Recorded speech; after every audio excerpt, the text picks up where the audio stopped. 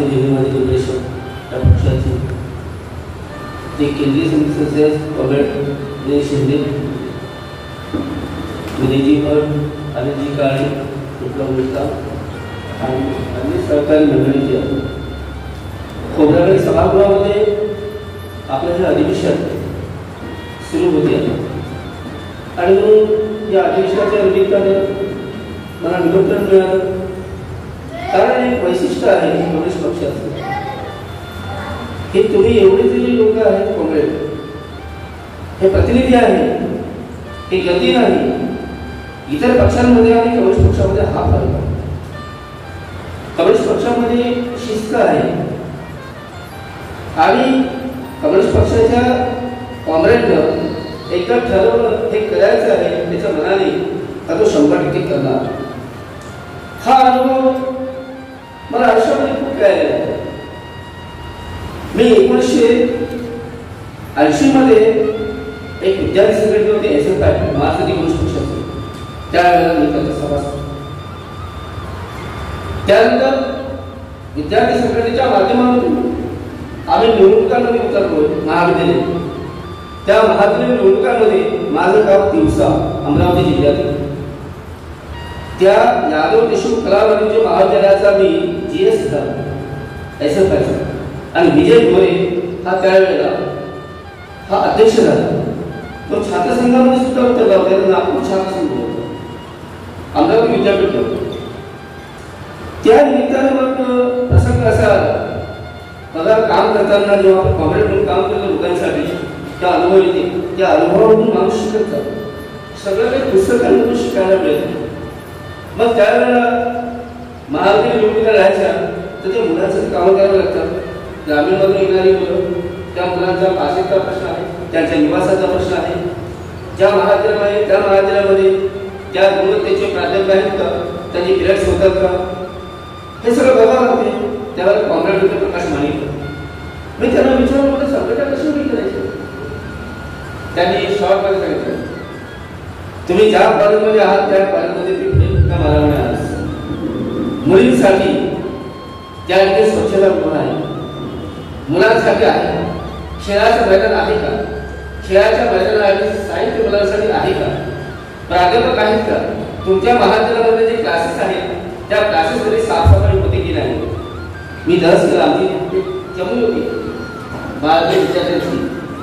आम्ही काय केलं की आम्ही कॉलेजमध्ये दुसऱ्या दिवशी लवकर गेलो आणि पूर्ण पाहणी केली त्या महाविद्यालयामध्ये मैदान होते.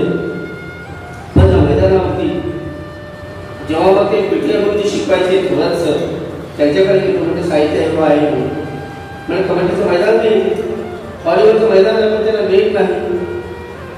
ते म्हणाले खेळणारे खेळ असतील तर ते म्हणजे तुम्ही मुलं उभी करा, आम्ही ही सगळी व्यवस्था. नंतर मला मुलींसाठी वसतिगृहामध्ये पुढे हे नाही, स्वच्छता पूर्ण नव्हतं, मुलांसाठी नव्हतं. हा बंदीचा विषय झाला होता. आणि मग काय केलं, त्यावेळेला प्राचार्य होते म्हणून त्या कॉलेजचे प्राचार्य होते, आम्ही देखील निवेदन केलं. त्यामध्ये सगळे कॉलेजचे जे मुलं होते, म्हणजे मी हे नवतरुणांसाठी सांगतोय, म्हणजे ZGT जे आहे ZGT ज्यांच्यासाठी महत्वाचं आहे ती टीम आपल्याला उभी करायला लागणार आहे, भविष्याची लढाई लढणार. आणि मग आम्ही जवळपास 150-200 सह्या त्या आमचे प्राध्यापक होते, जे प्राचार्य खूप करतो. आम्ही गेलो मग त्या माझ्या पाठीवर कोणी शिकत नाही, पण माझे वडील शिक्षक होते, माझ्या वडिलांनी शिकवलं होतं. ते त्यांनी स्टॉप मीटिंग केली, तेव्हा क्लासेस बंद केले. ते काय म्हणतात म्हणजे का त्या स्टॉपच्या मीटिंगमध्ये, तुमची मुलगी जर या कॉलेजमध्ये शिकायला असेल तर ती लघुशंकेला जागा कुठे, स्वच्छता कुठे, म्हणजे कॉलेज चालवते कशासाठी आपण. तुमचा मुलगा जर मैदानावरती खेळण्याची इच्छा असेल तर त्याचे साहित्य कुठे आहे. त्यांनी बजावलं त्यावेळेला हा संघटनेचा फायदा किती होती. या मी आंदोलनाचा इशारा दिलेला आहे कॉलेजमध्ये करणार असेल आणि याचा परिणाम आपल्या कॉलेजवरती होईल. 8 दिवसानंतर पुढच्या वेळेला आमचं पूर्ण पॅनल त्या वेळेला ग्रामपंचायतीमध्ये गेलो. मी त्या गावाचा सर्वात लहान वयाचा सरपंच आहे.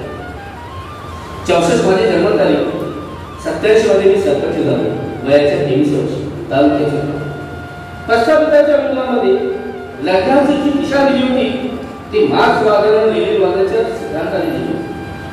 आणि त्याच्यावरून मग जे एबीसीचे फॉर्म भरायचे होते त्यावेळेला मग ते मी गेलो सेक्रेटरीकडे. ते म्हणाले तुम्ही टॅक्स भरायला पाहिजे. म्हणून साहेब शेतकऱ्यांची मुलं आहे टॅक्स भरणार नाहीतर आमच्या टॅक्सच्या चालणारे सगळं काही चालते काम करते. या पगार वगैरे नव्हते कर्मचाऱ्यांना ते सगळं टॅक्स म्हणून जमा करायचे. मग काय कधी असे फॉर्म टिकून दिले म्हणून का बरं तर म्हणून पहिला टॅक्स होता. मी ते फॉर्म जमा केले सरपंचाकडे गेलो. त्यांचे मग शिक्के वगैरे मारले तेव्हा एक पत्र मी त्यांना म्हटलं आमच्याकडे सरपंच आहे तुझी काय अवकात आहे ती गोष्ट लागली. कारण मी मागासवर्गीय होतो ना म्हणून त्यांनी माझ्या अवकात काढली होती. मला ठीक आहे म्हटलं मी माझ्या अवकात आहे. 1 वर्षात निवडणूक झाली पूर्ण रमेश पॅनल वर गेले. तशी इच्छा आपली नव्हती. तिथे आधी सीपीआयचा सरपंच होता. त्याच्यानंतर त्यांना आम्ही म्हटलं की बाबा आपण तडजोड करू नियोजन करू. अर्धे आमची केलं सगळे आमचे नवीन तरुण मुलं होते आणि अर्धे तुमचे त्यांनी त्याची चिठ्ठी केली. मग आम्ही आमचं पॅनल उभं केलं. आम्ही 13 पैकी 8 जण निवडून आले. तेव्हा मी गावापर्यंत जाऊ पंजाबमध्ये शुक्रवारला अमरावती आणि म्हणून शिकलेला हा मुलगा आहे म्हणून याला सरपंच केलं पाहिजे. मग सरपंच झाला. तर तिथून जो काही एक अनुभव आला आणि त्या अनुभवामधून मग कसं वागावं लागते म्हणजे आदर्श कोणाचा होता काहीच देशमुखांचा भाई मंडळींचा कॉम्रेड आमच्या गंगारींचा. कारण तो मतदारसंघ जो होता आमचा तो वर्धा लोकसभेमध्ये होता दिवसा विधानसभा आणि याच्यामधून आम्ही त्यावेळेला कॅबिनेटचे त्याच्यावर शिकायला लागलो. आणि हे होता प्रवास करताना मी माझे गाव सोडले. माझी बायको हसीना रशीद म्हणतात अमरावतीला मी गणित यशोधीमध्ये गंध उपसम्राट पक्ष लागला. त्याच्यानंतर मग माझा तो प्रवास वर्ध्यामध्ये आला. वर्ध्यामध्ये मला थोडं 30 वर्ष. परंतु आपल्या विचाराचे जे लोक आहेत ते ठीक आहे मला असं तडजोडी केल्या पाहिजे पण तडजोडीच्या मर्यादा असतात. आणि एक शब्द थोडा आहे की कम्युनिस्ट पक्ष हा कामगार हा क्रांतीचा लढा आहे. ते थोडं जसं हे होते जो कामगार वर्ग म्हणजे संपूर्ण कामगार वर्ग याच्यामध्ये आता काय झालं आहे ध्रुवीकरण झाले. कामगार वर्ग जो वर्ग आहे संघटित तोच असंघटित कामगारांना शत्रू झाला आहे काय आणि म्हणून ही लढाई ही व्यापक लढाई लागणार आहे. आणि मग प्रयत्न केलाय एक मी फेसबुकला गेलो पूर्ण माहिती मिळवली. कारण आमचा संबंध पत्रकार संघटनेशी आहे. ILO सोबत ज्या तुमची संघटना आहे जर्नलिस्ट युनियन महाराष्ट्राची सर्व पत्रकार संघटना म्हणून संघटना आहे त्यांचे प्रतिनिधी आहोत. त्यामधून जेव्हा मी माहिती काढली तेव्हा अत्यंत चांगला इतिहास भारतीय कम्युनिस्ट पक्ष मार्क्सवादी लेनिनमध्ये देऊ शकतात. आणि पुन्हा आता उठाव झेंडा बंडा बंडाचा पुरस्कार पोचण्याची गरज आहे.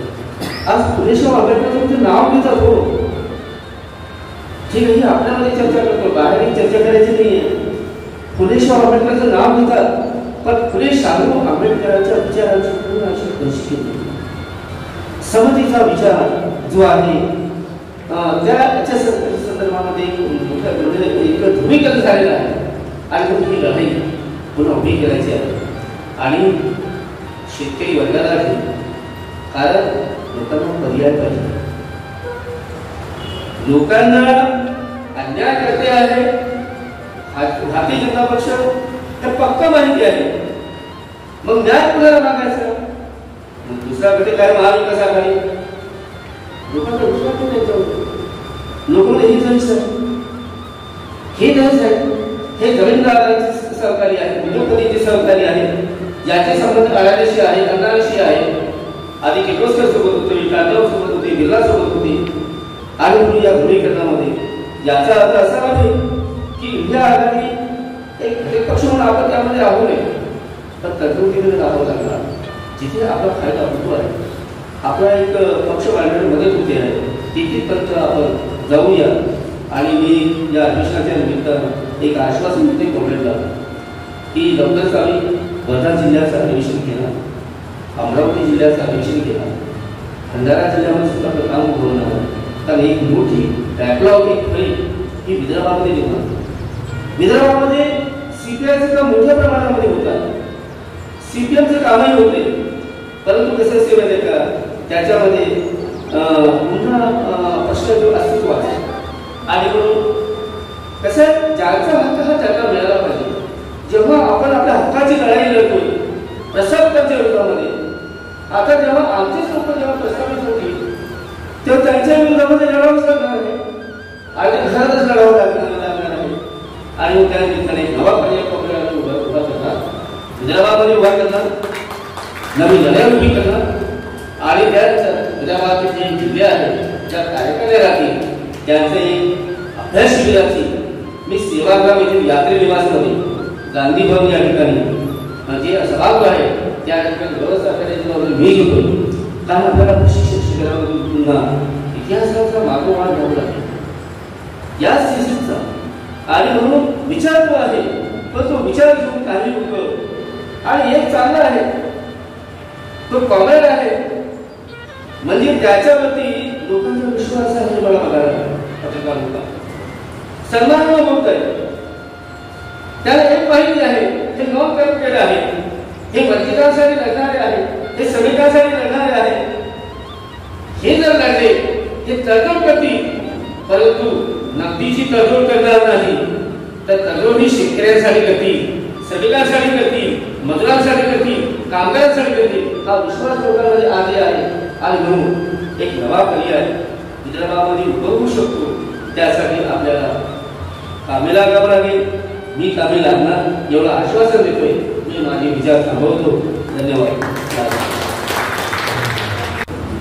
आज आपके सामने मंच के दोनों महापुरुषों की का चित्र है, जिन्होंने सोशियो इकोनॉमिक सामाजिक आर्थिक संघर्ष को जन्म दिया. यहाँ पर संघर्ष का जो पथ है, जो मार्ग है, वो दो तरह है. एक है सशस्त्र संघर्ष और एक है लोकतांत्रिक तरीके से संघर्ष. एक और comrade Karl Marx, Friedrich Engels, V.I. Lenin and Joseph Stalin, जिन्होंने क्लास स्ट्रगल, वर्ग संघर्ष क्या है ये हमें समझाया है और उससे कैसे लड़ना. उन्होंने सशस्त्र संघर्ष का रास्ता अपनाया और उसमें सफल हुई. दूसरी ओर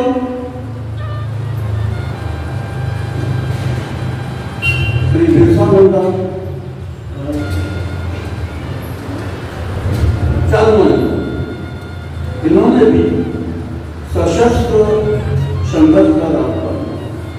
और दूसरी ओर डॉक्टर बाबा साहब अम्बेडकर, महात्मा ज्योतिबा फुले, जिन्होंने लोकतांत्रिक तरीके से संघर्ष, समाज व्यवस्था परिवर्तन के संघर्ष को जन्म दिया. अब ये दो परिप्रेक्ष्य में आज हम क्या करें और हमारा रास्ता क्या हो. एक तरफ जो हम देख रहे हैं वो जो शासन है वो तानाशाही की तरफ जा रहा है और हम ऐसी परिस्थिति में क्या शांतिपूर्ण लोकतांत्रिक तरीके से उनके विरुद्ध संघर्ष करके सफल हो सकते हैं या फिर सशस्त्र संघर्ष का रास्ता अपनाना हो. पर आज स्टेट इतना पावरफुल है, आज शासक वर्ग के पास वेल ट्रेन्ड सेना है, पुलिस, और हमने देखा नक्सलाइट आंदोलन इतना पावरफुल आंदोलन था, आर्म्ड स्ट्रगल, और अंत में उन्हें भी वो रास्ता छोड़ना पड़ा. तो ऐसे समय में एकमात्र उपाय यही रहता है कि हम लोगों को शिक्षित करें। आज जो अन्याय, असमानता, शोषण, इसके खिलाफ हम कैसे संघर्ष करके सफल हो सकते हैं, यह हमें सोचना होगा। और यह काम बहुत कठिन है, बहुत कठिन है। आज पॉलिटिकल पार्टी जो है, राजनीतिक पार्टियां, वह इन तानाशाही शक्तियों को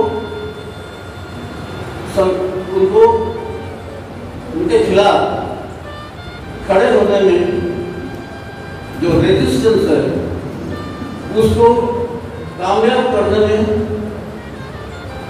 सफल नहीं हो, विफल नहीं हो। क्या और अब जब लोकतांत्रिक संघर्ष की बात करते हैं तो ये बहुत कठिन रास्ता है। उसमें लोगों को शिक्षित करना, उन्हें जागरूक करना, यह कोई मामूली बात नहीं है। आज भी सुदूर ग्रामीण इलाकों में, जंगलों में किस तरह का शोषण हो रहा है, वहाँ के जो समाज के क्या बोलेंगे उसको, जो ऊपर के लोग हैं, वे मदद नहीं दे रहे। जो नीचे समाज का निचला भाग है, निचला, तो ऐसे में हमारा रास्ता और कठिन हो जाता है। हमें इस दिशा में सोचना जरूरी है। बस इतना ही मुझे ऐसा काही या ठिकाणी घेतला होता, ते गोष्ट या ठिकाणी घ्यायला पाहिजे होती। आणि त्या आंदोलनाचा परिणाम असा झाला की अजूनही ते आरोपी जेलमध्ये आहेत, त्यांना जमानत मिळालेली बऱ्याच लोकांना। दुसरं असं की आयसा तर्फे प्रत्येक वेळी दीक्षाभूमीला आपल्या प्रगतशील मार्क्सवादी आंबेडकरी साहित्याचं पुस्तक त्याचं स्टॉल मोठं तिथं दीक्षाभूमीमध्ये धर्मचक्र प्रवर्तनाच्या दिवशी लावलं जातं। प्रत्येक वर्षी त्या गोष्टीचा सुद्धा उल्लेख याकडे यायला पाहिजे, तर झालेला नाही। त्याचप्रमाणे यावर्षी दीक्षाभूमीवर आपल्या पक्षातर्फे वेगळा स्टॉल लोकांच्या जनसुविधाकरता आपण लावलेला होता। त्यामध्ये आपल्या पक्षाचे जे पुस्तक आहे दीपांकर भट्टाचार्यांच्या फॅसिझमच्या विरोधात, त्या पुस्तकाचा मोठ्या प्रमाणामध्ये आपण लोकांमध्ये पोहोचवण्याचं, त्यामधून फॅसिझमच्या विरोधात गेलेल्या लोकांना सांगण्याचं काम दीक्षाभूमीच्या या नवीन पक्षाच्या सगळ्या स्टॉलवर आपण केलेलं आहे। कुठल्याही दुसऱ्या पक्षाने एवढं मोठं काम त्या दीक्षाभूमीमध्ये असं लोकांना जागृत करण्यासाठी केल्याचं आपल्याला दिसत नाही। फक्त लोक स्टॉल लावतात आणि जाहिरातबाजी करतात, पण मोठ्या प्रमाणात जे आरएसएसचे आणि फॅसिझमचं संकट आलेलं आहे त्या विरोधात लोकांमध्ये जनजागृती करण्याचं काम त्या स्टॉलच्या माध्यमातून केलेलं आहे। ते सुद्धा उल्लेख या ठिकाणी अहवालात यायला पाहिजे होता, तो आलेला नाही। त्याचप्रमाणे आपण पक्ष कार्यालयामध्ये जागतिक महिला दिवसाचा कार्यक्रम मोठ्या प्रमाणात घेतला होता। बऱ्याच प्रमाणात महिला त्या ठिकाणी आल्या होत्या, त्या सुद्धा अहवालामध्ये या ठिकाणी घ्यायला पाहिजे होतं, घेतलेला नाही। त्या ठिकाणी या गोष्टीचा समावेश करण्यात यावा असं मला वाटतं। त्याचबरोबर आज आपण या ठिकाणी उपस्थित असताना मागच्या महिन्यामध्ये जी मीटिंग झाली आणि जी ग्रामीण भागामध्ये पक्षाचं काम करत असताना आपल्या लक्षात आलं की या देशामध्ये जी आता सरकार आहे ते त्या सिद्धांतावर चालू आहे की या देशातल्या 90% लोकांना निर्धार करण्याचं, गरिबीमध्ये ढकलायचं, त्यांना संसारहीन करण्याचा एकमेव कार्यक्रम जो आरएसएसचा अजेंडा आहे तो मोदी सरकार राबवत आहे। आणि शहरामध्ये कष्टकरी वर्गांना, मध्यमवर्गीयांना गरिबी ढकलायचं, त्याचबरोबर ग्रामीण भागामध्ये शेतकऱ्यांना सांगितलंय शिंदे साहेबांनी कशा प्रकारे शेतकऱ्यांना एका दारिद्र्यामध्ये टाकण्याचे धोरण मोदी सरकारनं अवलंबून आहे।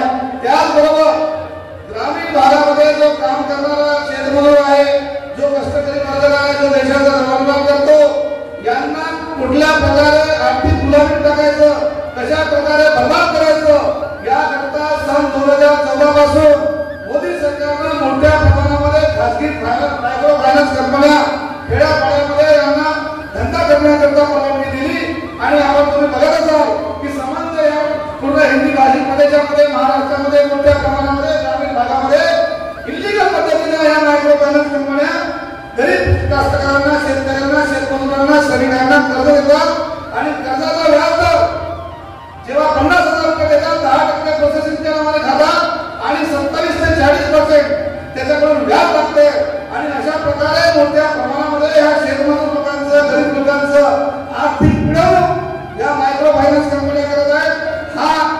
ही जी पिळवणूक आहे आपण पक्षाच्या लक्षात आणून दिली आणि या विरोधात 11 तारखेला आपण रामटेकमध्ये मोठं आंदोलन नियोजित केलेलं होतं, परंतु आचारसंहिता लागल्यामुळे आपल्याला सरकारने परवानगी दिलेली नाही आणि म्हणून तो मोर्चा जो आहे मोठा मोर्चा गावागावी आपण मिटिंगा लावल्या आणि 11 तारखेला आपण मोर्चा आयोजित केलेला होता, परंतु आता तो आपला जिल्हा अधिवेशन आहे आणि लगेच आचारसंहिता लागल्यामुळे आपण ते पुढे ढकललेलं आहे। ही बाब सुद्धा या आपल्या अहवालामध्ये यायला पाहिजे होती, ती आलेली नाही। ती जर आली असती तर लोकांना पक्षाच्या कामाबद्दल अजून जास्त कडकपणे आपल्याला नागपूर जिल्ह्यामध्ये आपण काय करतोय हे आपल्याला कळलं असतं। लगेच आपण या निवडणुका झाल्यानंतर ते काम आपल्याला तो प्रश्न जो आहे शेतमजुरांचा गुलामीत टाकण्याचा आर्थिक सुरक्षेचा प्रश्न आहे, हा मोठा प्रश्न आहे, हा देशव्यापी प्रश्न आहे। आपल्याला या पक्षाच्या माध्यमातून संसदेत सुद्धा हा प्रश्न आपल्याला घेऊन जावं लागणार आहे आणि म्हणून हा मोठा प्रश्न आपल्याला हाताशी धरून ग्रामीण कष्टकरी जनतेला ह्या सर्व आर्थिक मोदी सरकारने आणलेला आर्थिक गुलामीतून वाचवण्याकरता मोठं आंदोलन आपल्याला या ठिकाणी येणाऱ्या काळामध्ये आपल्या पक्षातर्फे तयार करायचं आहे आणि त्या दृष्टिकोनातून आपण सर्वांनी मदत केली पाहिजे आणि पक्षाने सुद्धा याची दखल घेतली पाहिजे। हे एवढं मी या ठिकाणी या संघटनात्मक आवाजाच्या बाबतीमध्ये सुचवून दिलं। नमस्कार दोस्तों, हमारे न्यूज़ चैनल न्यूज़ इंडिया को लाइक कीजिए, शेयर कीजिए, अनसब्सक्राइब कीजिए। हम मिलेंगे फिर, धन्यवाद।